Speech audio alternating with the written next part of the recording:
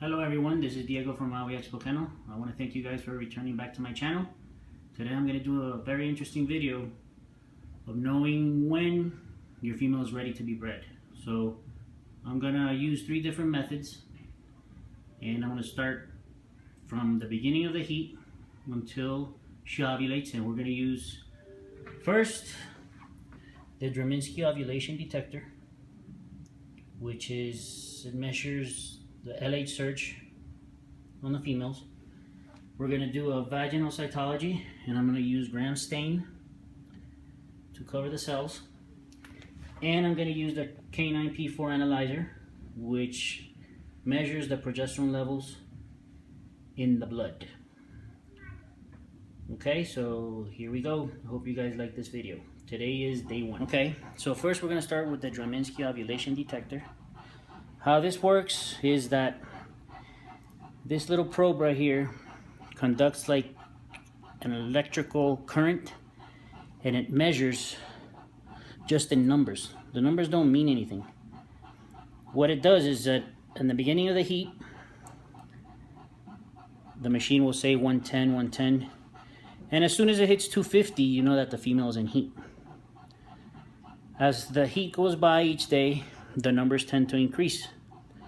Sometimes it has false peaks. For example, if the Draminsky goes up 200, 300, 800, and then it drops, supposedly that's when you have to inseminate your female. But sometimes it goes up and then it goes down and then it goes back up again. So you have to have a chart and make sure that you are documenting each day what you're doing. Okay, so we're going to start today. This female, she is on the first day of bleeding, so I count this as the 3rd day of heat. Okay, I count 2 days back, and that's how I start breeding my females. Okay, so what you want to do first is you want to clean the area really well. Okay, you don't want to get any bacteria in there because you can give her an infection and she can have a pyometra, and you're probably gonna have to get her spayed. Okay, so you clean this really well. This has already been cleaned and sanitized with alcohol and dried. Okay, and this is how you use the Draminsky. You want to hold it downward, okay, and then you push it up and you put it in. You don't want to put it all the way in, and you don't want to pull it too low. So you just want it exactly where you feel a little bone. You press the button, the machine turns on, okay, and what you have to do is you have to give it 3 twists. So you press 1, you twist it, so you make sure all the mucus or the blood stays on that little probe. You twist it again, okay, you press 2, and then you twist it again, and you press 3, and you press it last time. Okay, so today she's at 970. Okay, so this shows me that this female has been in heat for more than 3 days. Okay, because normally the machine will say 110. But as I can see, she's been in heat for 4 or 5 days. We don't really know. So, okay, that's how the Draminsky works. Now, let's go to vaginal cytology. Okay, so now we're going to go with vaginal cytology. And first you want to get a cotton swab, the long ones. Okay, and it's more or less like the Draminsky.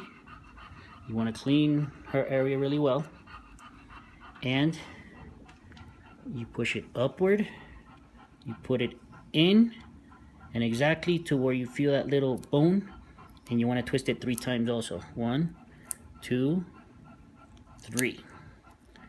Okay, and you pull it out. Okay, you get your slide, and this is very important. You don't want to go like this or like this, so you have to go just like that. Okay, and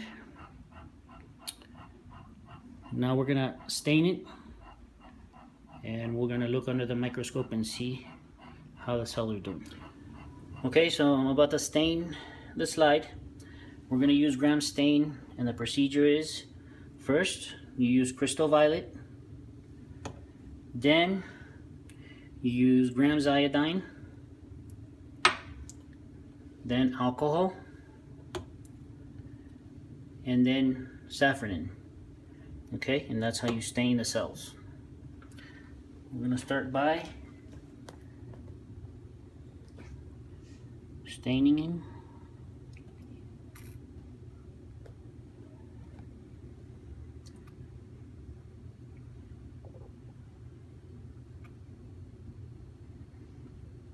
Okay,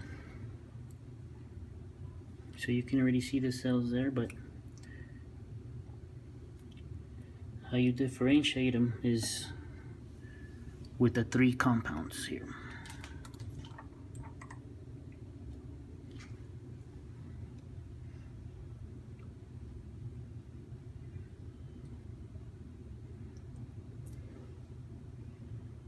Okay.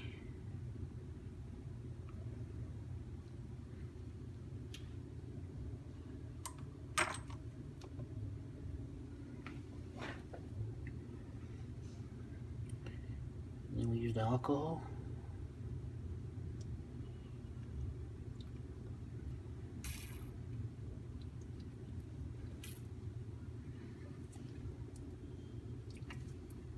And last, the safranin.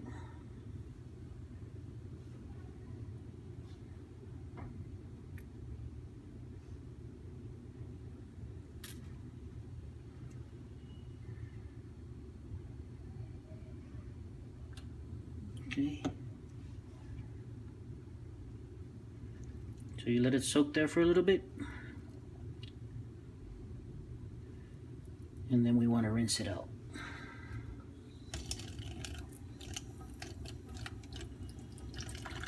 Okay, so let's go to the microscope. Okay, so we have the slide ready, and these are the 4 cells that you look for in the slide. Okay, these 2 cells, which is the parabasal and intermediate cells, are the ones in the beginning of the heat and after the heat. Okay, these 2 are the ones that you look for in estrus when you're breeding. Okay, as you can see, this looks like an egg and it has a round nucleus. This one, it's not as much as an egg, but it still has the round nucleus.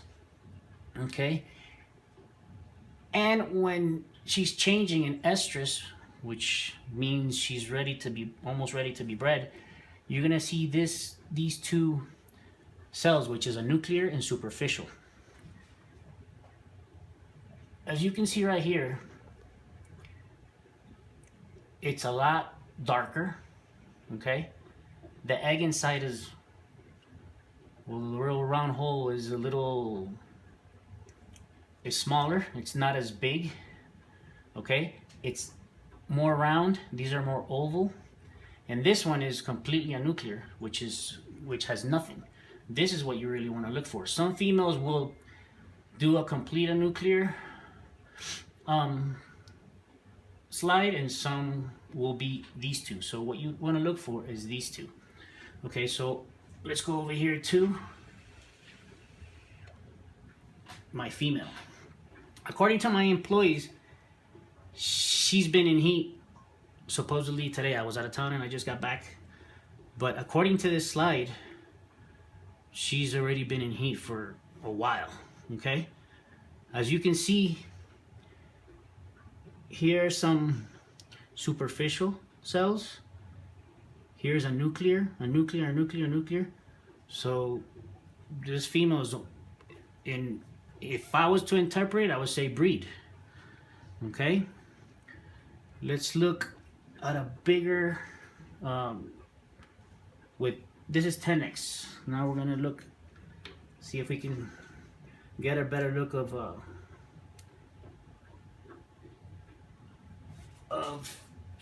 4x. Okay, all right, so you can see, I would say 90% of these cells are nuclear and superficial. So this female's in, if I didn't have a Draminsky, if I didn't have the progesterone machine, I would say breed. So this is just like a 50-50 chance of getting the 3-day gap that you have to breed a female. Okay, when a female ovulates, it's 5 nanograms, and what I do is I skip a day and then I breed the next 3 days. So those 3 days are it. The first day I breed with fresh semen, the second day I breed with chilled or ship semen, and the third day I breed with frozen semen. And according to this, she's ready. Okay, as you can see, almost all the cells are nuclear. The background, you see all this, it's white, it's nice and clean. When she's in the beginning of the heat, you'll see a lot of debris and it's totally different. And I'll try to do another video from when I get, the female starts. All right, so let's go to the progesterone, and this is the slide. Okay, so we're gonna take at least 5 cc's of blood from the female. Okay, you want to clean it with alcohol. What you do is you press here and push up, and you can feel the vein. Okay, you want the hole facing you.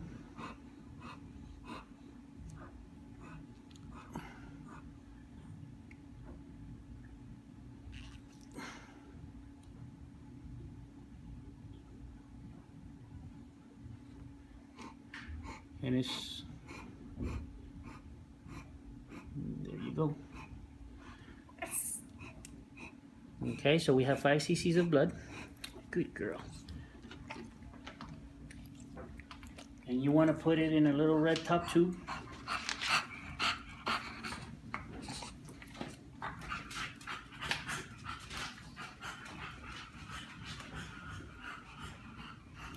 You want to slide down the blood down the wall of the tube very slowly so you don't break the red blood cells. Okay, and we close it, and you want to let it sit for about 15 minutes. The longer you let it sit, the better serum you're gonna get.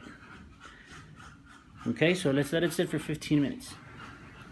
Okay, so we have the blood that we let it sit for 15 minutes, and we want to get water in another tube with the same amount and put it in the centrifuge. Okay, you want to do it at 3,500 RPM, and you want to spin it for at least 10 to 15 minutes. What you're trying to get is really nice clear serum, so you don't have a false result. Okay, this machine, what it consists of is a buffer and a test strip. The machine will read from 1.4 nanograms up to 40 nanograms. So what I've learned is after the female has done an LH surge, the machine will move from 1.4, even if it's 1.47, that's when the LH surge occurs on the machine. And when she gets to 5 nanograms, I skip a day and I breed the next 3 days, regardless of the progesterone levels. I've bred on 15, 20, 27, 30, 35, and 40. And they still take. Okay, so you're not really looking for a specific number, but what is important is ovulation. 5 nanograms is your key number. So rule of thumb, 5 nanograms, you skip a day and you breed the next 3 days. And I can almost guarantee you a successful breeding. Okay, I've been breeding since 1996, and there's nothing better than progesterone. I mean, you're messing with chemistry and it's perfect. Okay, how God made us is perfect. So we're gonna spend this 15 minutes and then we're gonna do the test.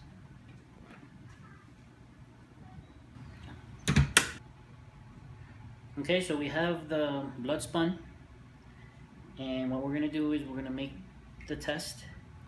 The procedure is very simple with this progesterone machine. Okay, this works just like an IDEX, just like a Vitas, just like a RIA, just like an ELISA. It's a fluorescence method. What it does, it has a little laser inside and it reads through light. The machine, like I said before, reads from 1.4 nanograms up to 40 nanograms. And it gives you the exact same results as those big machines, but with a fraction of the cost. Okay, so we have the serum ready. We need a 30 UL pipette, okay, and we're going to withdraw 30 UL serum.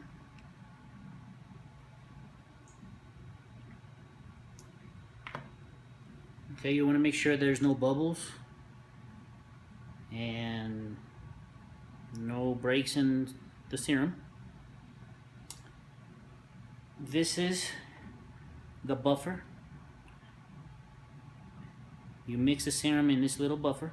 You want to make sure you want to warm this up 15 minutes before you do the procedure. Okay, so we open this up. We put 30 UL of serum inside the buffer and close it up. You want to shake it about 10-15 times. Okay, the machine does not need any calibration or does not need any curves. The curves is right here in this microchip. It comes in boxes of 25 tests, and each box of 25 tests comes with one microchip. If it's the same lot number, you can use the same microchip if I send you 100 tests or 200 tests, but you want to make sure that you always have the same lot number with the test strips. Okay, so you put the the microchip in here. Make sure you have the lot number facing up. Some people try to put this microchip the wrong way and you break the teeth inside the machine, and we would have to replace the inside part. Okay, after you have this shooken up about 15 times, you want to turn on the incubation chamber. Okay, we have to wait until it warms up to 25 Celsius, which is 77 Fahrenheit. Hormones are very temperature sensitive, and how this is made is that you want the temperature of your test to be at 25 Celsius, 77 Fahrenheit. That is how the procedure needs to be done. If it's too cold or too hot, you might get false results. Okay, so we have now a 75 UL pipette. You withdraw. Make sure there's no bubbles or breaks inside the buffer serum mix. And we want to put it in this little round hole right here. There's a long one and there's a little round one. We put it in the little round one very slowly. Make sure you don't spill anything. We wait until it drops a little bit, and we put it in the incubation chamber. The incubation chamber holds up to 6 tests at a time. It has its own alarm system, so when the 15 minutes are up, it has an alarm that beeps. So you can do 6 tests at a time, and I would do one in 30 seconds interval so you don't mix up or make a mistake. So we're gonna wait for 15 minutes and we're gonna put it in the machine. What we do is we press select, a little tray comes out, we put the test strip in there, and it gives us the results in seconds. So let's wait until the 15 minutes are up, and we'll go with the results of the progesterone to see what it's reading. Okay, so almost the 15 minutes are almost up, and I just want to tell you a little bit about this machine. I've been using it and selling it for about 2 years, and it's great. Okay, if you get the hang of it, you are going to be a successful breeder, more than guaranteed. This machine also works for reverse progesterone. So if you're going to do a reverse progesterone to know when your female is about to give birth to her puppies, I start doing reverse progesterones on day 59, and I wait until the progesterone levels are under 3.5 nanograms, and then I do the C-sections on the females. You'll see that the machine starts going from 40 and then starts going down, and it drops every 6 hours. So you won't have to be at a doctor's office at 3 o'clock in the morning. You can program everything. It's a lot easier for any breeder to have this machine by your side. It's your right hand. Okay, so we have 14 minutes and 40 seconds. We have 20 seconds to go. And what we do is we press select. Okay, as soon as the 15 minutes are up, the machine has a little alarm system and it will beep. Okay, so it beeped. You want to take the test strip out, you put it inside the machine, you press select again,